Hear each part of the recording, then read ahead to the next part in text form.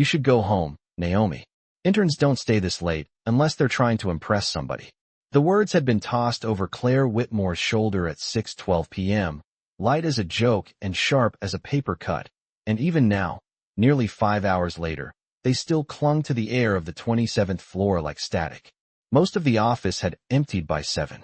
By 10, the glass-walled conference rooms were dark, the standing desks abandoned, the skyline outside turning the windows into mirrors. Midtown shimmered beyond the building in white and amber, but inside, the light was colder, flatter, humming softly above rows of empty monitors and ergonomic chairs pushed in with the neatness of people who had long ago gone home to lives that did not depend on tomorrow's meeting. Naomi Carter stood near the elevator with her coat folded over one arm and her tote bag pressing a red line into her shoulder. She had made it all the way to the bank of silver doors before she heard it. A hard exhale, then the staccato rattle of fingers hitting keys too fast. She turned.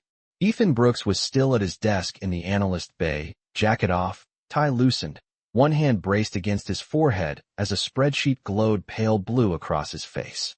His desk lamp was the only warm light left on that side of the floor, and under it he looked less like a finance associate than a man trying not to drown quietly. Naomi hesitated for half a second. Her bus back to Crown Heights ran every 30 minutes after 10. Miss one, and the trip stretched into something longer, lonelier, colder. She should have kept walking. Instead, she set her tote down by the copier, crossed the carpet, and stopped beside him. Ethan looked up too quickly, embarrassed to be seen unraveling. There was a coffee ring on one cuff and a cluster of numbers reflected in his eyes. "I'm fine," he said, which is what people say when they are not even close. Naomi glanced at the screen. The pitch deck for the morning review was open beside a forecasting model full of broken links and angry little error flags. Tabs stacked across the bottom like dominoes ready to fall. The kind of problem that got worse the more tired you were. She pulled the empty chair from the neighboring desk and sat down before she could talk herself out of it. "Let me help," she said. Ethan gave a small, breathless laugh, like he wanted to refuse out of pride, but didn't have enough left to pretend. "You know this model?" he asked. Naomi slid closer to the keyboard, the overhead light catching the smooth edge of her badge where the word Intern sat in plain black letters under her name. "I know people blame the wrong tab first," she said. For the first time that night, something in his face loosened. Beyond them, the office stayed still. The vending machine near reception gave a low mechanical sigh. Somewhere down the hall, the janitor's cart wheels clicked over tile. Naomi tucked one leg under her chair and began opening sheets, tracing formulas, checking timestamps, following the quiet logic of someone else's mistakes. She didn't notice the security monitor waking in the executive corridor.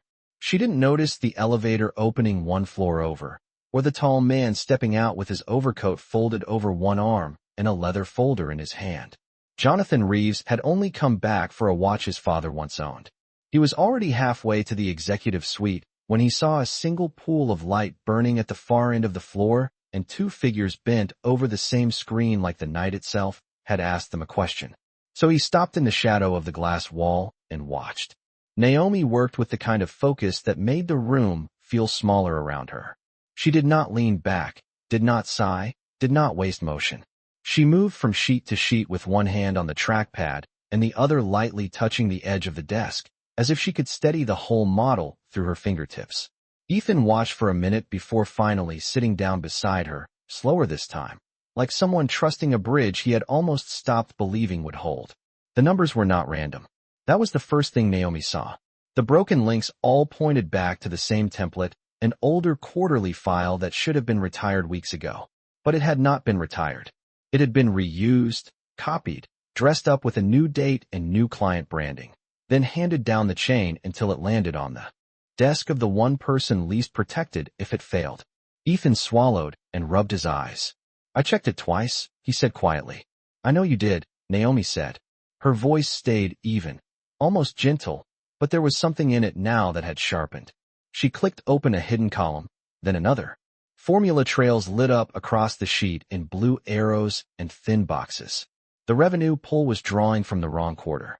Expense ratios had been rounded in one tab and not another. A growth assumption had been hard-coded where it should have stayed dynamic. Small things if you only glanced. Fatal if you were the one presenting at 8:30 in the morning to people who liked failure best when it belonged to somebody junior. Ethan looked at her, then back at the screen. So I am not crazy. No, Naomi said. Just set up. The words stayed between them, low and clean. Across the office, the motion-activated lights dimmed near reception, then blinked back on a second later as Leonard Hayes guided his janitor cart past the pantry. The sharp scent of lemon cleaner floated into the analyst bay and mixed with stale coffee and the cool metallic smell of overworked air conditioning. Naomi felt the chill through the thin sleeve of her blouse, but she kept going. She opened the deck itself and scanned the executive summary. Claire Whitmore's comments were still pinned in the margin, bright and tidy and impossible to ignore. Tighten language. Sharpen confidence. Do not over-explain. Naomi read the last note twice. It landed differently now. Not a suggestion. A setup. Ethan gave a tired, humorless laugh. If this blows up tomorrow, she is going to say I touched the source file. Naomi did not answer right away. She zoomed out, then back in, tracing the revision history like someone following footprints in snow. There it was. A sequence of edits made earlier that afternoon from a management access account, then rolled back just enough to look harmless. Not enough to clean the damage. Just enough to blur the fingerprints. Her jaw tightened. She thought of Claire's voice at 6:12, light and polished in front of the team. Interns do not stay this late unless they are trying to impress somebody. Naomi remembered the brief silence after, the kind that always came when a line crossed the room and everyone pretended not to see it. She had smiled then, because sometimes smiling was cheaper than reacting. But she remembered. People always thought quiet meant weak. It usually just meant careful. Ethan pushed his chair back a few inches and stared at the ceiling tiles. My mother texted during dinner, he said. She is back in the hospital. I was trying to finish this fast so I could leave, then this thing started breaking apart. And He did not finish. He did not need to. Naomi looked at him then, really looked. The loose tie. The gray half-moons under his eyes. The phone face down beside his keyboard like he was afraid to check it again. Something inside her softened without slowing. Then we get you through tonight, she said. From the dark corridor behind the glass, Jonathan Reeves did not move. The leather folder had gone loose in his hand. He had come back for a watch, and now he stood there listening to a young woman with an intern badge choose steadiness over self-protection in a company that rewarded neither often enough. Naomi pulled the keyboard closer, the keys making a soft plastic whisper under her fingers. Let us build a clean version, she said. And this time, let us find out who wanted it broken. Naomi rebuilt the model from the ground up the way some people untangled necklaces, patiently, without panic, refusing to yank at what was twisted. She duplicated the workbook, renamed it with the timestamp, and started separating what was salvageable from what had been planted to fail. Ethan stayed beside her, quieter now, following her instructions with the careful obedience of someone who knew he was standing near the edge of something larger than one bad night. Pull the raw exports again, Naomi said. Not from the shared drive. From the source folder on the server. Ethan frowned at the screen. Claire said the shared drive was the cleanest version. Naomi did not look up. Claire says a lot of things that sound clean. The words were not bitter. They were simply true. Ethan let out a breath through his nose that might have been a laugh on another night, then stood and crossed to the printer station where his laptop bag still hung from the back of a chair. Naomi kept moving. She compared revision histories, flagged discrepancies, and mapped the pattern that was beginning to emerge with unsettling clarity. The template had not only been left flawed, it had been designed to fail downward. Every broken formula, every inconsistent assumption, every mislabeled source created the same outcome. If the presentation cracked under scrutiny in the morning, the blame would fall on the analyst delivering it, not the people who had touched it first. The cruelty of it was almost elegant. Behind the glass wall, Jonathan Reeves shifted his weight for the first time in several minutes. He knew the architecture of his company better than anyone. He knew where pressure gathered, where ambition sharpened into vanity, where smart people learned to protect themselves by sacrificing whoever stood closest to the bottom. But watching it distilled into one young woman tracing digital fingerprints under fluorescent light made the whole thing look smaller and uglier than it ever did in board memos or polished leadership decks. Naomi leaned closer to the screen. The numbers reflected in her eyes in pale bands of blue and white. Her curls had loosened around her temples, and the skin beneath her eyes carried the faint shadow of a day that had started too early and asked too much. Still, her hand stayed steady. She found another sequence of edits, this one buried in a forecasting tab no one would notice unless they knew exactly where to look. Same management access point. Same afternoon. Same quiet sabotage dressed as oversight. Ethan came back with the original exports and set them beside her. His phone lit up on the desk. He glanced down, and Naomi saw his face change before he even touched it. "Everything all right?" she asked. He stared at the message for a second too long. "My sister says my mother is asking for me," he said. His voice sounded thinner now, worn down at the edges. Naomi looked from the phone to the clock in the corner of the monitor. 11:18 p.m. outside. Rain had started needling the windows, soft and persistent, turning the city lights into smeared ribbons of gold. "Go," she said. Ethan blinked. "What?" "Go see your mother. I can finish cleaning the structure." He shook his head immediately. "No. If this lands on you alone tomorrow, they will bury you." Naomi sat back, just enough to finally look at him without the screen between them. "They might try anyway," she said. "But that is tomorrow. Tonight your mother should not be waiting while you protect people who would not do the same for you." Ethan opened his mouth, then closed it. The silence that followed was gentle, not awkward. Somewhere near the pantry, Leonard's cart paused, then rolled again with the soft clink of bottles and mop handles. The smell of lemon cleaner drifted through the bay. Naomi reached into her tote, found the turkey sandwich she had never gotten around to eating, and slid it across the desk toward Ethan without ceremony. "Take this for the cab," she said. "Eat half now, half later." He stared at her, something raw and disbelieving passing across his face. "Naomi, I cannot take your dinner." "You are not taking it," she said. "I am giving it." There was no performance in her voice, no saintly softness, no need to be admired for the gesture.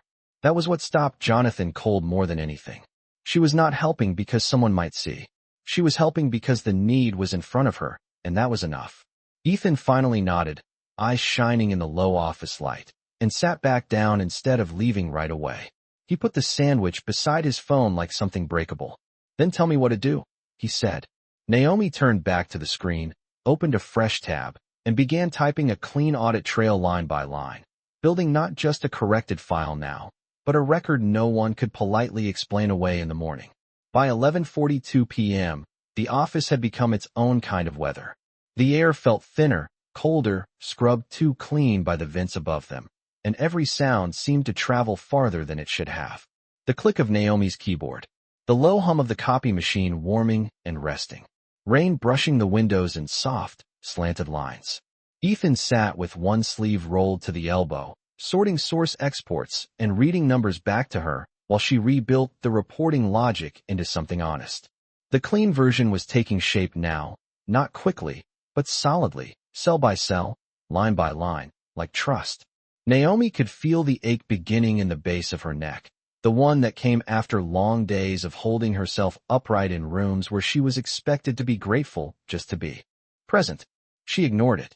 On the desk between them, Ethan's phone lit up again, then dimmed.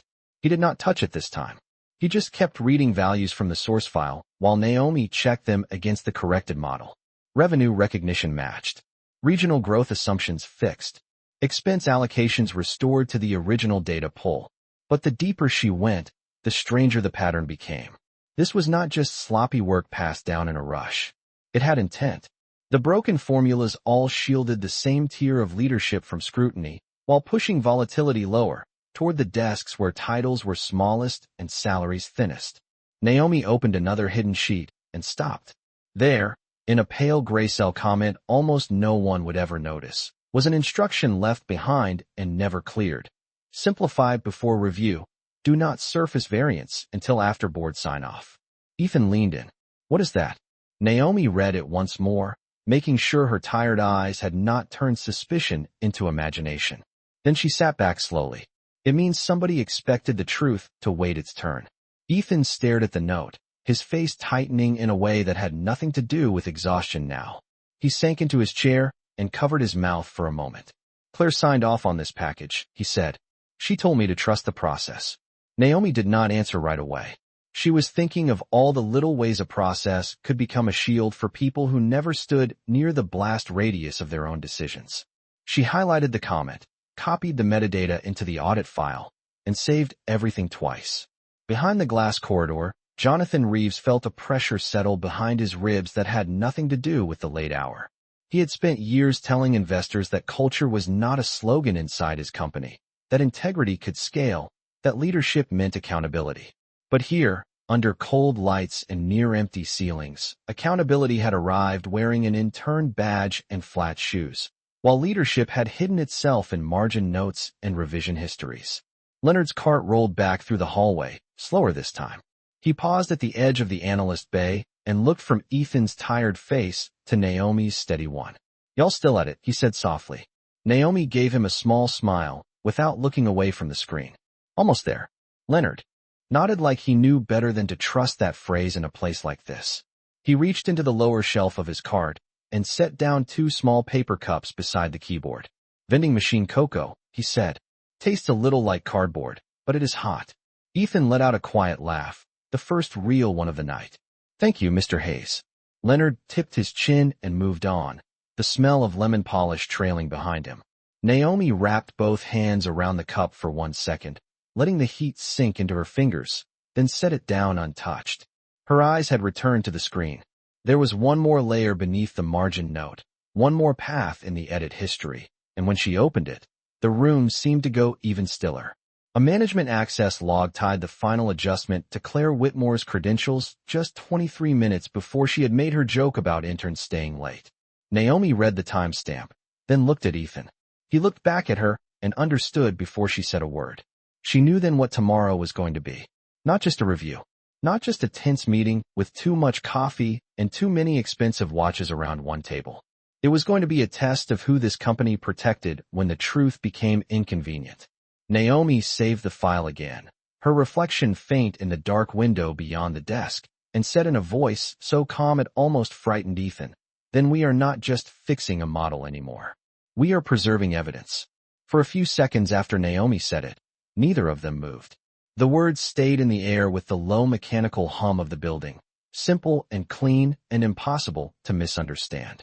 "We are preserving evidence." Ethan looked back at the screen as if the workbook had changed shape in front of him, as if it were no longer just a late-night disaster, but something alive enough to reach into tomorrow and decide who got believed. Outside the windows, the rain had thickened into a silver wash over Midtown, blurring the lights of neighboring towers until the city looked farther away than it was. Inside, the office felt strangely intimate now, reduced to the small circle of brightness around Naomi's desk and the quiet certainty in her hands. She opened a new folder on the secure drive and began saving copies with precise names, timestamps, user histories, source pulls, comment logs, version comparisons. No drama, no panic, just order. Ethan watched her for a moment, then ran a hand over his face. "If Claire touched this," he said, "and if she figures out we know, she is going to say we manipulated something." Naomi nodded once. "That is why we do not touch the original any more than we need to.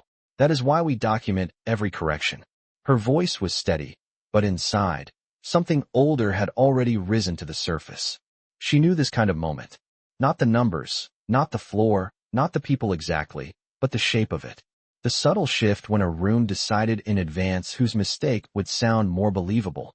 She had known it in classrooms where teachers praised her vocabulary like surprise. In stores where security watched her hands instead of her face. In interviews where people smiled too brightly at her resume and then asked whether she thought she would be comfortable with the culture. Quiet did not protect you from that. Excellence did not erase it. Sometimes it only made people resent you more cleanly. She pushed the thought down and kept working. Across the glass corridor, Jonathan Reeves stood with one hand in his coat pocket and the other still holding the folder he had forgotten why he came back for. He could not hear every keystroke, but he could see enough. The precision, the restraint, the total absence of self-pity. Naomi was not spiraling. She was building a record because no one had taught her to expect the truth to walk into a room on its own and win. That knowledge, more than anything, landed heavily on him. Ethan leaned closer as Naomi pulled up the access logs again. There, stacked in neat lines, were the names, timestamps, and management credentials behind the last-minute changes. Claire Whitmore, a senior finance vice president. One administrative override from a shared account that should not have been used at all. Ethan stared at the names as if they belonged to strangers wearing familiar faces. Why would they do this on a quarter this visible? He asked. Naomi clicked into the review notes and scanned the language. Because if it goes through, the numbers help them. And if it breaks, they needed to break somewhere below their titles. Ethan sank back into his chair. The paper cup of cocoa beside him had gone lukewarm, untouched. He picked it up anyway and took a swallow that made him wince. Naomi almost smiled. Almost. Then his phone lit again. This time he answered the text. His thumbs moved more slowly than before. He set the phone down and stared at nothing for a beat. My sister says my mother fell asleep, he said. They are keeping her overnight. Naomi nodded, not offering false comfort. She just reached for the second source file and said, then let us make sure you are not fighting on two fronts in the morning. That simple sentence did something to him. It was not grand enough to be called kindness by people who liked kindness only when it was obvious. But it steadied the room. It made the night feel survivable. Leonard passed by once more, mopping in long patient strokes near the elevators. The lemon scent drifted through again, clean and faint. Somewhere in the executive wing, a printer woke up and then fell silent. Naomi saved the audit trail to a second location, then exported a PDF copy and attached it to a draft email addressed to herself and Ethan, not sent yet, just ready. Her eyes moved back to the file. There was one more step. She created a written summary in plain language, a timeline no one could hide behind jargon if tomorrow turned slippery. At 6:12 p.m., comment issued. At 6:35 p.m., management edit applied. At 7:04 p.m., rollback initiated. At 11:43 p.m., discrepancy identified. At 11:51 p.m., clean reconstruction begun. She typed each line like a nail set carefully into wood. Jonathan felt something tighten in his chest as he read the reflection of those lines in the glass from where he stood. Not because she had exposed a problem. Because she had done it without spectacle.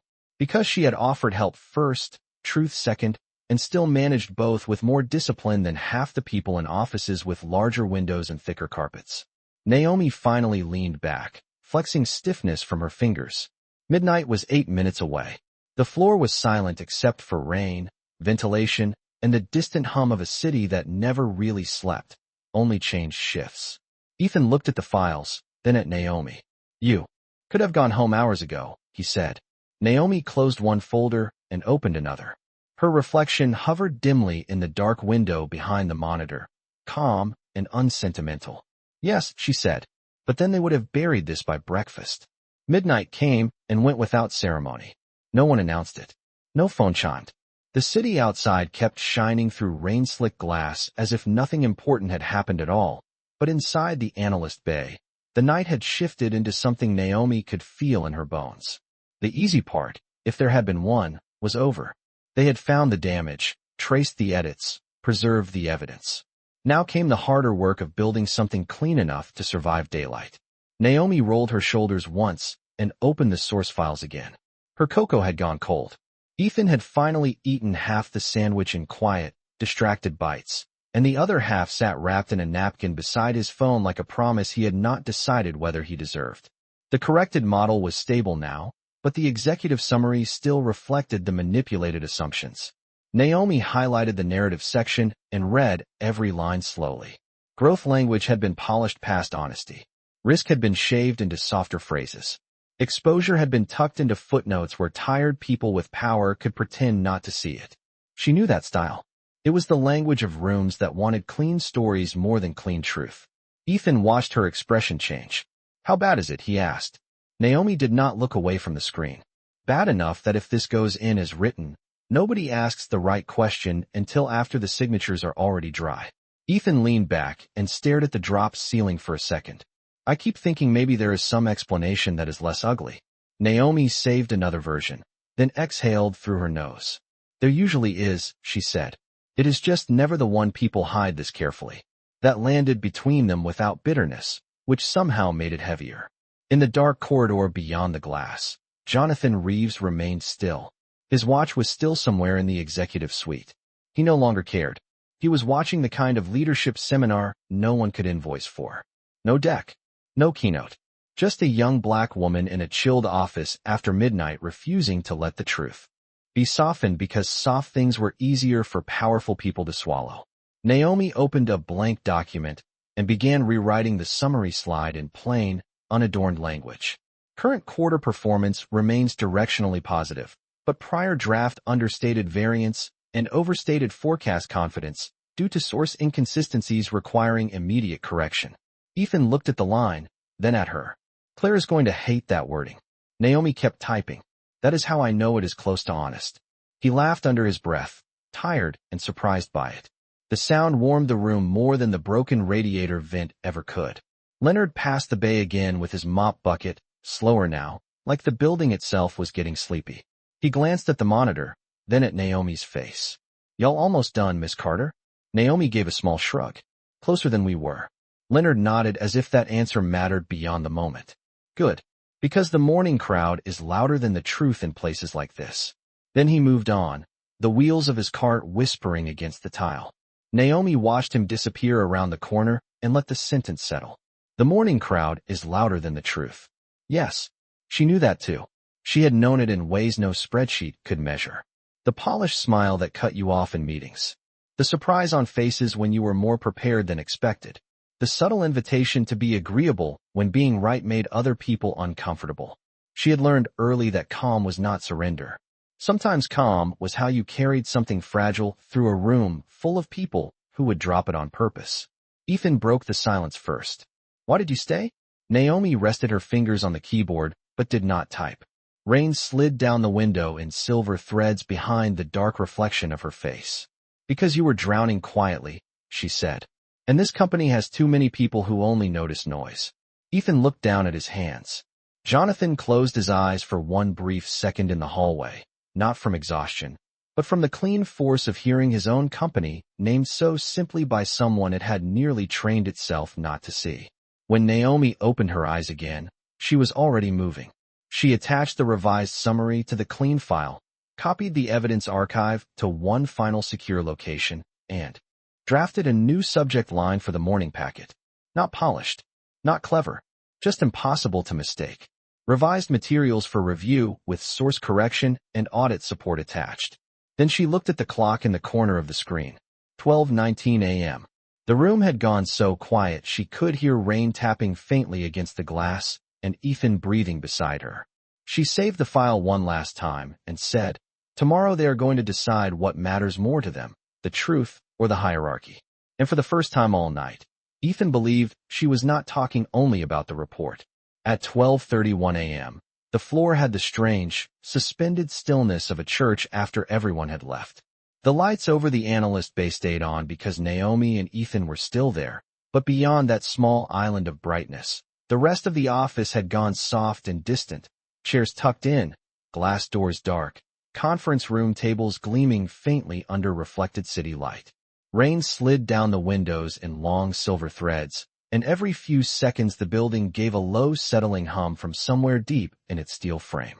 Naomi sat very still for the first time all night, her hands resting on either side of the keyboard, not typing, not reaching, just breathing.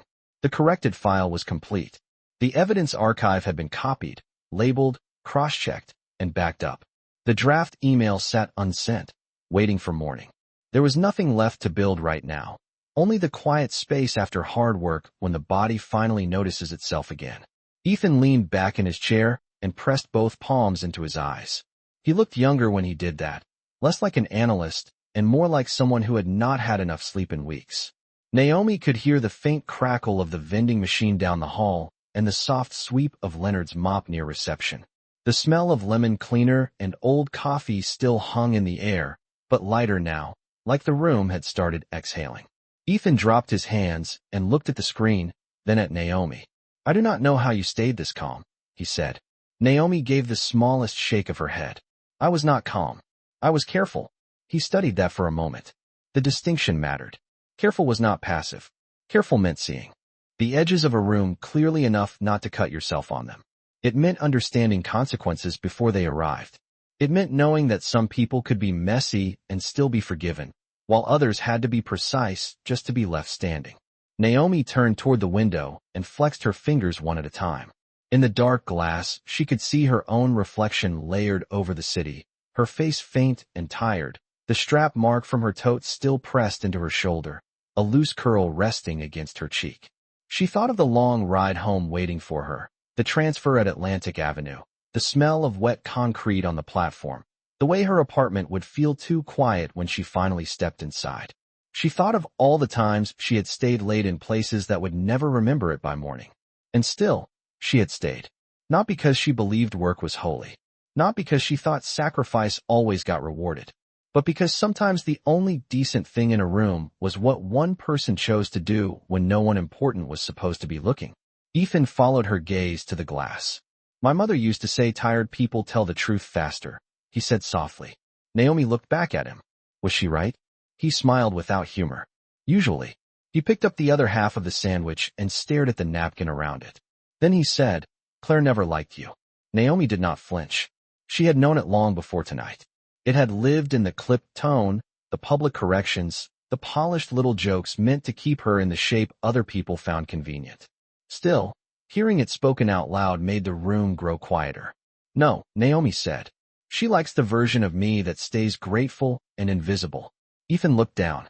I should have said something before. Naomi did not rush to rescue him from that guilt. The truth deserved a little space. Finally, she said, most people do not speak up until it costs them. Ethan let that sit. Then he nodded once, slowly, like a man setting down a weight he had carried badly. Behind the glass corridor, Jonathan Reeves had not moved in several minutes. The folder in his hand had gone slack at the corners. He watched Naomi as she sat. There in the cold office light, not triumphant, not dramatic, just tired and upright and impossible to misread now that he had seen her this clearly. He had spent years measuring talent by polish, resilience by output, leadership by who could command a room. But command looked different from the hallway at midnight. It looked like restraint. It looked like moral clarity with sore shoulders and a dead phone battery and no audience to reward it. Leonard rolled past one more time and paused near their desks. You two need anything before I finish up? He asked. Naomi looked at the clock, then at the untouched cocoa, now fully cold. No, thank you, Mr. Hayes. Leonard nodded. Then get some rest while you can. Morning likes to come in loud. He moved on, the wheels of the cart whispering over tile. Naomi watched him disappear around the corner, then reached for the mouse again, not to change the file, only to reopen the draft email and read it one last time. The subject line sat there plain and steady. The attachments were in order. Her name and Ethan's were on the clean summary together. No hiding. No convenient distance. Ethan saw it and frowned. You put your name on it. Naomi clicked save and closed the window. Yes, she said. Outside, a flash of reflected headlights skimmed across the rain-dark glass and vanished. Ethan stared at her as if he had just understood something larger than the report. Something about who she was when the night got thin and the easy exits were gone. You know they might come for you first, he said. Naomi reached for her coat, but did not put it on yet. The fabric felt cool in her hand. Her voice, when it came, was low and even enough to sound almost gentle. Then they will have to do it in the light. At 12:47 a.m., the office began to feel less like a workplace and more like the inside of a held breath. Naomi stood beside her chair with her coat folded over one arm and the strap of her tote looped through two tired fingers, but she still had not left. Ethan remained seated, looking at the closed laptop as if reopening it might change the shape of the night. Outside, the rain had thinned to a mist and the city beyond. The glass had sharpened again into hard white windows, red brake lights, and the faint sweep of a helicopter crossing the Hudson. Inside, the overhead lights flattened everything into clean lines and pale surfaces. A forgotten coffee cup, a stack of presentation handouts near the printer. The edge of Naomi's badge catching the glow each time she shifted. There was no music, no chatter, no office laughter left to soften the place. Just the hum of vents and the kind of silence that made small truths sound larger. Ethan reached for his phone again and finally read the latest message all the way through. His shoulders dropped. Stable for now, he said quietly. They moved her to observation. Naomi nodded once. Good. She meant it plainly, without padding the moment with too many words. Ethan set the phone down and looked at her with a kind of tired honesty that had replaced embarrassment sometime in the last hour. I almost let them do it, he said. Naomi did not pretend not to understand. She leaned one hand against the desk and waited. He swallowed. I saw the numbers were off earlier. Not all of it. Not the edit history, not what you found. But enough to know something felt wrong. And I told myself if I just fixed my section and kept my head down, maybe it would pass. Naomi looked at him for a long second. The cold light found the tension in her jaw and the fatigue under her eyes. But her voice stayed steady. That is how places like this train people to survive.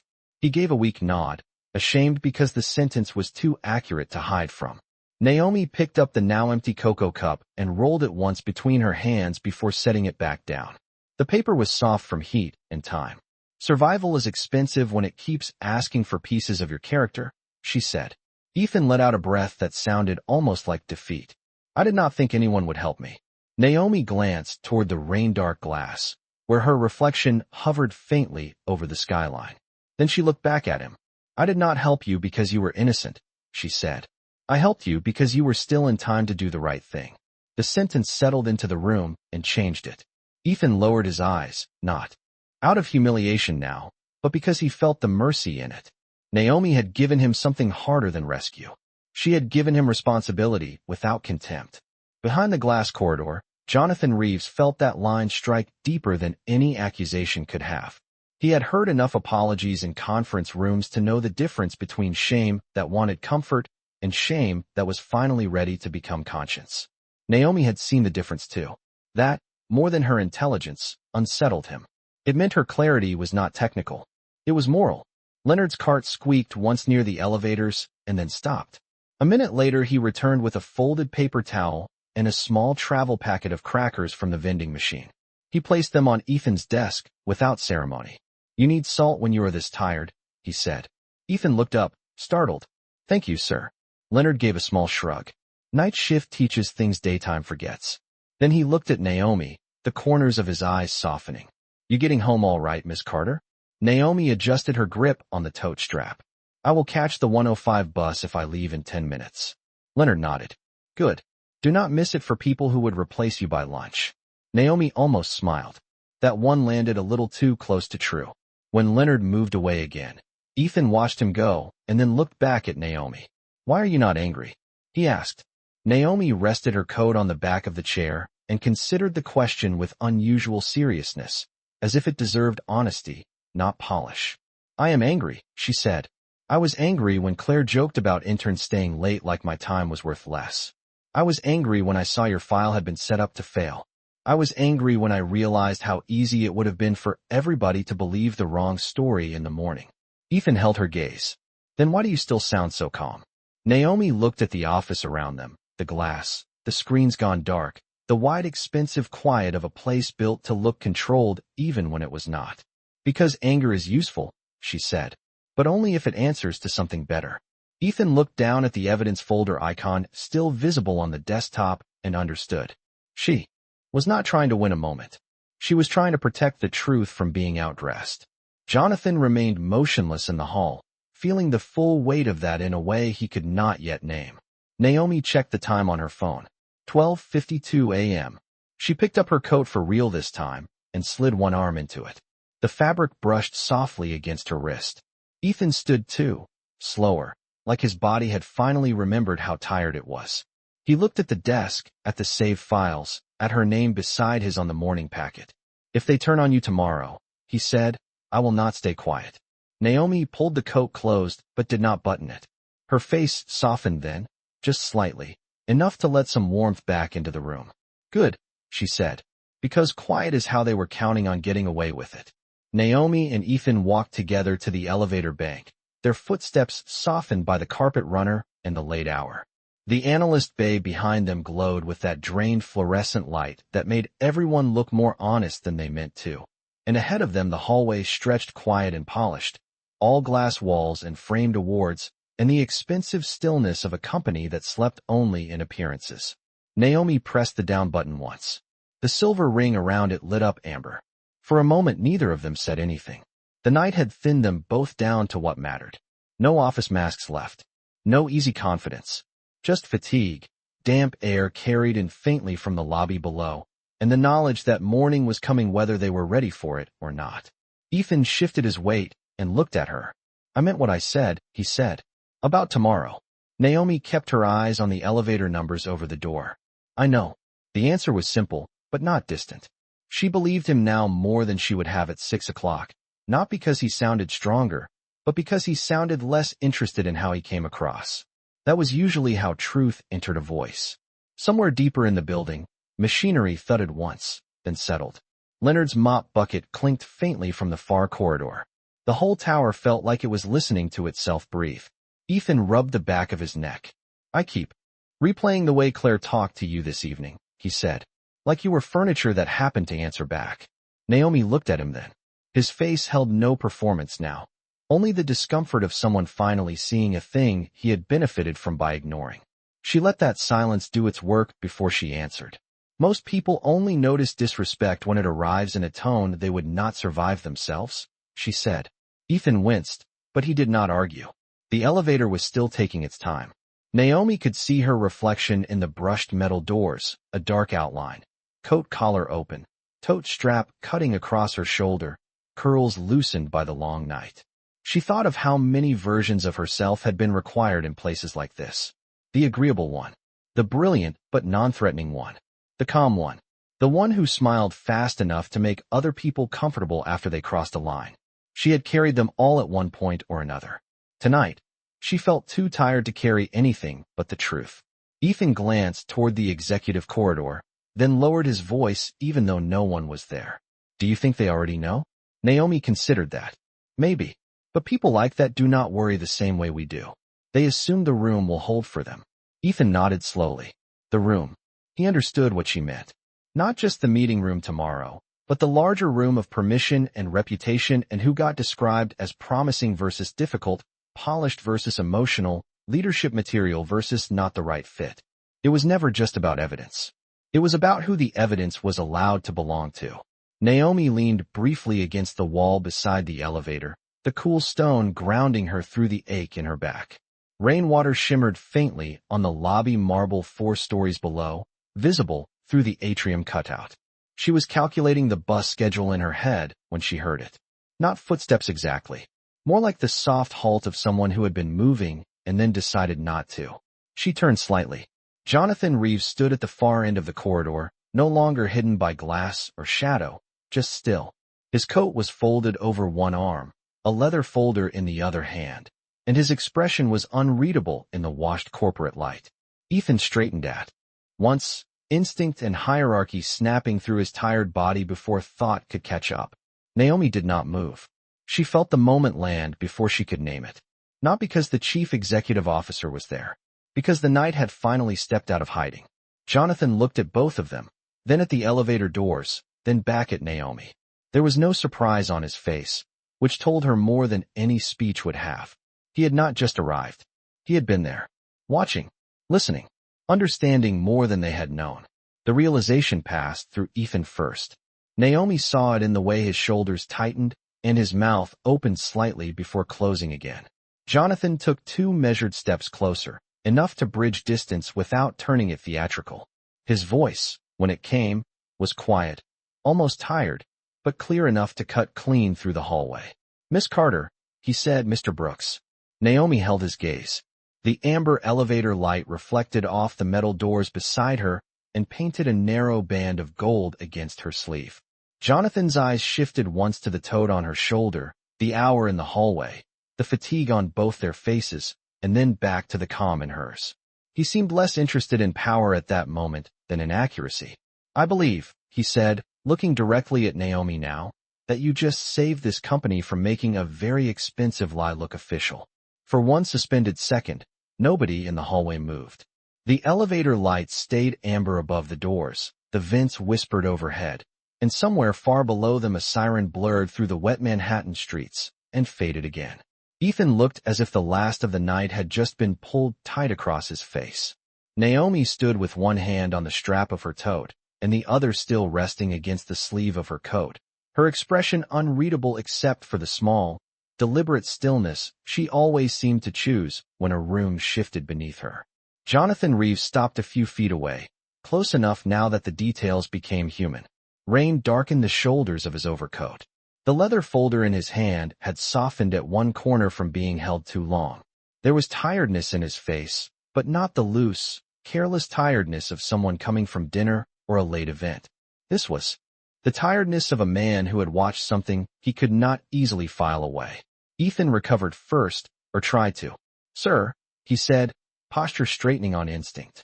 Jonathan gave the slightest nod without taking his eyes off Naomi. "I have been here longer than either of you realized," he said. His voice was low, measured, almost stripped of title in the quiet hallway. "I saw the two of you in the analyst bay. I saw the reconstruction. I saw the audit trail." Then his gaze shifted briefly to Ethan. "And I saw who stayed when leaving would have been easier." Ethan swallowed hard. Naomi did not lower her eyes. That, more than anything, Jonathan noticed. Not defiance. Not performance. Just a kind of steady presence that did not rush to make him comfortable with what he had learned. Most people in the building changed shape around power. She had not. Jonathan let out a slow breath and glanced once toward the dark executive corridor behind him. Claire Whitmore was scheduled to present the quarter overview at 8:30. Two board members were already in town. The vice president tied to the management edits had built a reputation on polish and precision that the market liked very much.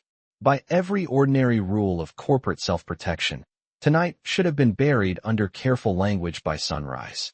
But the rules felt thinner now than they had an hour ago. He looked back at Naomi. "Did you send the corrected materials yet?" "Not yet," she said. "I drafted the packet and saved the support files in 2 secure locations." Jonathan nodded once, as if he had expected nothing less. "Good. Do not send anything tonight." Ethan's head lifted in alarm, but Jonathan continued before fear could harden into misunderstanding. "If the packet goes out now, people start scrubbing before morning. Phones get made. Stories get aligned. I would rather have the truth walk in before the room has time to dress itself." Ethan stared at him, then at Naomi, trying to catch up to the level at which tomorrow had just changed. Naomi studied Jonathan carefully. There was no warmth in his face yet, but there was something rarer at this hour and in a place like this. Respect. Not the kind handed out in speeches, but the kind that arrives late and does not waste words. "You were listening the whole time," she said. Jonathan did not flinch from it. "Yes." The answer landed plain and unprotected. Naomi absorbed that. The joke from Claire. The hidden edits. The long, cold hours. The quiet choice she had made to stay. He had seen it all. Ethan shifted uneasily. "Sir, with respect, Claire is going to deny everything. The vice president too." Jonathan's mouth flattened, not into anger, but into a kind of clarity sharpened by disappointment. "They can deny whatever they like at 8:30, he said. "I am no longer interested in what they planned to say before the facts arrived." The amber elevator light reflected softly along the brushed metal doors. Naomi could hear her own pulse now, not racing, just present, like a footstep in another room. Jonathan looked at her again, and when he spoke this time, his tone changed slightly, losing what remained of corporate distance. "Miss Carter, tomorrow morning I want you in that room. Not outside it. Not waiting near the printer. In it." Ethan turned toward Naomi with open disbelief. Jonathan continued, his voice calm and exact. "Bring the clean file. Bring the audit support. Bring the timeline you wrote. And bring the same clarity you had at midnight, because I suspect it is in shorter supply here than I allowed myself to believe." Naomi held his gaze for one quiet beat longer, then gave a small nod. "All right," she said. Jonathan glanced at the elevator panel, then back at both of them. "Go home. Get what sleep you can. Morning is going to be honest for once, and not everyone in this building is ready for that." Naomi did not remember the ride home in clean sequence. Later, if she tried to replay it, what came back were fragments. The damp shine of the sidewalk outside the tower. The hiss of the bus kneeling at the curb. Ethan standing under the awning with his coat collar up, looking like a man still trying to understand how close he had come to being erased by morning. Jonathan Reeves had gone back toward the executive wing without another wasted word, leaving behind the kind of silence that made both of them stand straighter. Naomi caught the 1:05 bus with 4 minutes to spare. The heat inside was turned up too high, fogging the windows at the edges. She sat near the back with her tote on her lap and her phone in one hand, watching rain bead and slide across the glass while the city rolled by in softened streaks of red and white. At 1:18, Ethan texted to say his mother was sleeping and stable. At 1:21, he sent a second message. "Thank you for not letting me become the kind of person this place wanted tonight." Naomi read it twice before locking her phone. She leaned her head lightly against the cold window and closed her eyes just long enough to feel how exhausted she really was. Her apartment in Crown Heights was quiet when she stepped inside at 1:47 a.m. The radiator clicked without conviction. Somewhere down the block, music leaked faintly through brick and rain. Naomi placed her tote on the chair by the door, set 2 alarms for 5:45 and 5:52, and stood in the middle of the narrow room for a moment without moving. The silence after a hard night always felt strange, like a stage after the audience had gone. She unpinned her badge from her blouse and set it on the kitchen counter. Intern. Black letters on white plastic. Small enough to fit in her palm. Small enough, usually, for people to decide what she was worth before she ever spoke. She should have slept immediately. Instead, she opened her laptop at the table by the window and reviewed the evidence one last time. Not because she doubted the work, because she understood the room waiting for her in the morning. Men with cuff links and polished voices. Claire Whitmore with her sharpened smile and immaculate posture. People who had made careers out of sounding certain before anyone else had the chance. Naomi checked every attachment again. Timeline. Revision log. Source correction summary. Metadata captures. Draft email. Clean file. She sent herself one final backup to a personal address, then closed the computer and sat in the dark for a minute with her hands folded in her lap. The city outside had gone quieter, but not kind. She thought of what Jonathan had said in the hallway. Morning is going to be honest for once. It was a strong line, maybe even a sincere one. But Naomi knew honesty in places like that still depended on who was willing to hold it steady when the room started resisting. Her alarm came too soon. At 5:45 a.m., the room was still blue with pre-dawn light, and the air had the chilled stillness of a March morning before the streets fully woke. Naomi showered, dressed, and chose the same navy blouse she had worn the day before because she did not have the luxury of wardrobe symbolism. She tied her hair back neatly, then let a few curls fall where they wanted. She put on small gold studs, sensible flats for the commute, and packed her heels in her tote to change into later.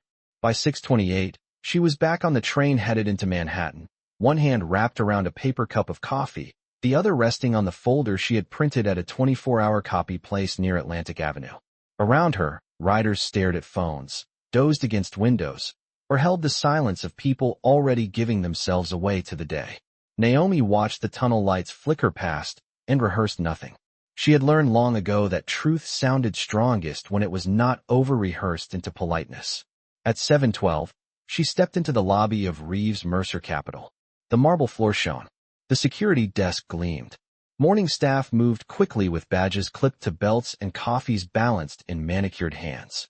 No one looking at the building from outside would have guessed how much rot had almost made it upstairs by 8:30. Ethan was already there near the elevators, tie straightened, face pale with fatigue, but no longer lost. When he saw her, relief moved through him so visibly it almost hurt to watch. He lifted his chin toward the folder in her hands. "You brought hard copies." Naomi nodded. People lie more carefully when paper is in the room. Ethan would have smiled if he had not been so tense. Before he could answer, Claire Whitmore's voice cut across the lobby from behind them, smooth as polished glass and just as cold. "Well," she said, taking in Naomi's folder, Ethan's face, and the fact that both of them were there far too early for comfort. "This should be interesting."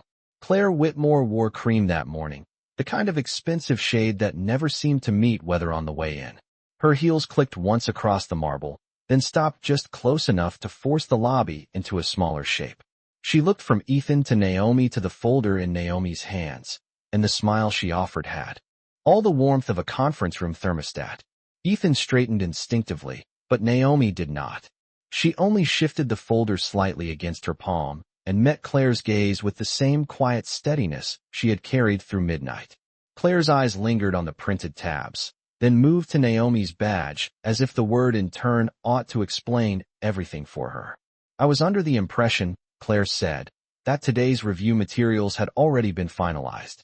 Her tone was smooth, public, polished for anyone within hearing distance. But the message beneath it was older and cruder. Know your place.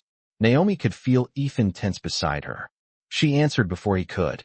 They were revised last night, she said. Claire's smile tightened by one careful degree. Revised by whom? Naomi did not look away. By the people who caught the errors. The line landed cleanly enough that even the security guard behind the desk glanced up and then backed down at his monitor. Claire exhaled softly through her nose, not quite a laugh. That is a very ambitious sentence for 7:30 in the morning. Ethan stepped in then, his voice less certain than Naomi's, but no longer willing to disappear. The file package had source inconsistencies, he said. Naomi rebuilt it with me. We preserved the edit history. Claire turned to him with a look so measured it was almost maternal, which made it colder. Ethan, she said, if you are anxious before a board review, that is understandable. But turning a routine correction into a performance is not going to help your credibility. Naomi watched the words land on him. This was how it worked. No shouting. No obvious cruelty. Just the careful rearranging of reality until the more vulnerable person began to sound unstable for having noticed it. She had seen versions of this all her life, refined to fit classrooms, offices, stores, waiting rooms, places where bias had learned to wear softer shoes. Claire turned back to Naomi. And as for you, I would strongly recommend you let people with full context handle matters at this level. There it was. The invitation to retreat disguised as advice. Naomi felt the folder edge press into her fingers. Behind Claire, morning sunlight had finally started reaching through the east-facing lobby glass, catching on chrome rails and polished stone and making everything look cleaner than it was. Naomi thought of the timeline in her hand, the margin comment, the management log, the files copied at 11:43 p.m. She thought of Jonathan Reeves standing in the hallway while the truth revealed itself without any help from titles. Then she answered in a voice so calm it made Claire's posture harden. Full context is exactly why I am here. The silence after that was small, but unmistakable. Ethan stared at Naomi as if he had not fully realized until now how little room fear still occupied in her. Claire's expression did not crack, but something in it sharpened. She reached toward the folder with 2 fingers, not quite touching it. You are making a serious mistake if you think inserting yourself into this is bravery, she said. Naomi looked at Claire's hand, then back at her face. No, she said. The mistake was assuming no one would notice. Before Claire could answer, one of the private elevator doors opened with a soft mechanical chime. Jonathan Reeves stepped out already in a dark suit, tie straight, expression composed in the particular way powerful men learn when they intend to be precise. 2 board members followed him a few paces behind, still speaking quietly to each other until they saw the tableau in the lobby and let the conversation fall away. Claire turned at once, all smoothness restored. Jonathan, she said, perfect timing. We were just clarifying a small confusion regarding draft materials. Jonathan's gaze moved first to Ethan, then to the folder in Naomi's hands, and finally to Claire. It did not linger, but it changed the temperature of the room all the same. I do not believe there is any confusion, he said. His tone was mild, which made it worse for the people who understood him. Claire's smile held, but only out of training. Jonathan stepped closer and extended his hand toward Naomi, not to take the folder from her, but to indicate she should walk with him. Miss Carter will be joining us upstairs, he said. Bring every copy. One of the board members, an older man with silver hair and a navy umbrella still dripping beside his shoe, looked briefly surprised. Claire recovered fast enough to speak before anyone else could. With respect, Jonathan, she is an intern. Jonathan turned his head slightly toward her. Yes, he said, and she was still the most honest person in the building after midnight. The words did not rise. They did not need to. They settled over the lobby with the weight of something finally named correctly. Ethan lowered his eyes for 1 second, not in shame this time, but in relief so sharp it almost looked painful. Naomi felt the room tilt, not dramatically, just enough to reveal its actual structure. Claire stood very still, one hand resting against the strap of her leather bag, smile gone now, posture immaculate and suddenly useless. Jonathan looked back at Naomi, and for the first time there was something unmistakably personal in his voice. Are you ready? Naomi tightened her grip on the folder, felt the paper edges, the evidence tabs, the labor of the night still warm in memory if not in her hands, and gave one small nod. "Yes," she said. Then the elevator held open, the board members stepped aside, and Naomi Carter walked in first. The boardroom on 31 was colder than the floors below and twice as quiet. Morning light came through the wall of windows in pale sheets, turning the long walnut table into a dark reflective line through the center of the room. Water glasses stood at each seat. Leather folders waited in neat stacks. Screens glowed softly with the quarter review title slide that had almost gone forward, carrying a lie expensive enough to look respectable. Naomi took the chair Jonathan indicated, not at the far edge where support staff usually hovered, but along the side of the table with a clear line to the main screen. Ethan sat 2 seats away, shoulders tight but steady. Claire chose her place across from them with the practiced calm of someone who had spent years believing composure could outrun consequence. The vice president from finance arrived 30 seconds later, silver tie, polished shoes, face arranged into concern before anyone had accused him of anything. Jonathan remained standing for a moment, one hand on the back of his chair, waiting until every quiet ritual of seniority had completed itself. Then he sat and said, "Before we begin, we are replacing the distributed materials with a corrected packet and supporting audit summary." The words landed with a low, controlled force. One of the board members removed his glasses and looked down the table. Claire's smile returned on instinct, but thinner now. "Jonathan," she said, "with respect, there is no need to alarm the board over a junior-level file issue that has already been addressed." Jonathan turned to Naomi. "Miss Carter." Naomi opened the folder in front of her. The tabs made a soft paper sound against the table, almost delicate in the chilled room. She did not rush. She placed one printed timeline near Jonathan, one near the nearest board member, then another near the finance vice president, whose expression had already started hardening at the edges. "Last night," she said, "Ethan Brooks and I identified source inconsistencies in the review model. During reconstruction, we found management-level edits, rollback activity, and an instruction note directing variance not be surfaced until after board sign-off." She kept her voice level, clean, impossible to mistake for panic. On the screen behind her, Jonathan had already replaced the title slide with the first evidence page. Timestamps, revision history, access credentials. Claire leaned forward, measured and offended. "This is deeply inappropriate," she said. "An intern is not qualified to interpret workflow artifacts out of context." Naomi looked at her then, not sharply, not triumphantly, only clearly. "That would matter more," she said, "if the context did not keep pointing to the same names." No one spoke for a beat. Ethan inhaled once beside her, and then placed his own copy of the clean file summary on the table. Jonathan folded his hands. "Claire," he said, "I was in the building last night. I observed the reconstruction myself." The sentence emptied the room of any remaining room to hide. Claire's face did not fall apart. People like her did not unravel that way. It changed more subtly than that. A stillness behind the eyes. A pause 1 second too long. The vice president shifted in his seat and reached for the nearest document, as if paper might offer a path back to control. Jonathan continued in the same calm tone he had used all morning. "I also heard your remarks to Miss Carter yesterday evening. I watched Mr. Brooks attempt to carry a compromised model. And I watched an intern show more discipline, honesty, and leadership after midnight than I saw from the people paid to protect this company from exactly this kind of failure." The board member with silver hair lowered his glasses slowly and read through the timeline again, this time more carefully.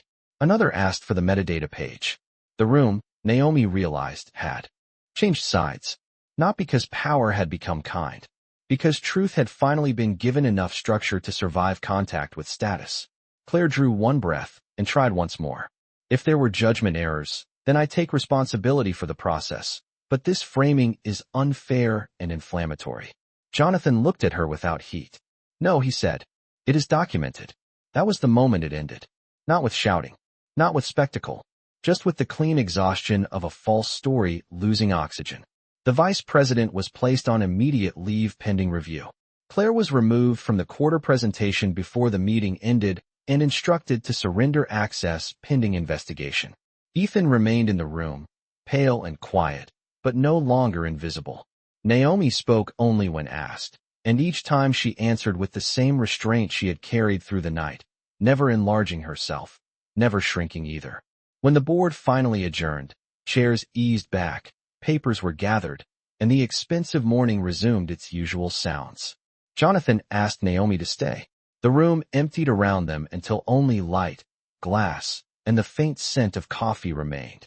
Naomi stood with her folder against her side, fatigue settling into her shoulders now that the work no longer had to hold her upright. Jonathan walked to the window and looked down at the city for a moment before turning back. "I owe you more than thanks," he said. Naomi said nothing. She had not stayed for gratitude. Jonathan seemed to know that. He placed a new badge holder on the table between them. The card inside read Strategy Associate. Effective immediately. Naomi stared at it, not because it felt like fantasy, but because it did not. It felt earned in the plainest, heaviest way. Jonathan rested one hand against the chair back. "There are people who know how to succeed inside a broken culture," he said. "And then there are people who make the culture tell the truth about itself. We need fewer of the first kind." Naomi picked up the badge.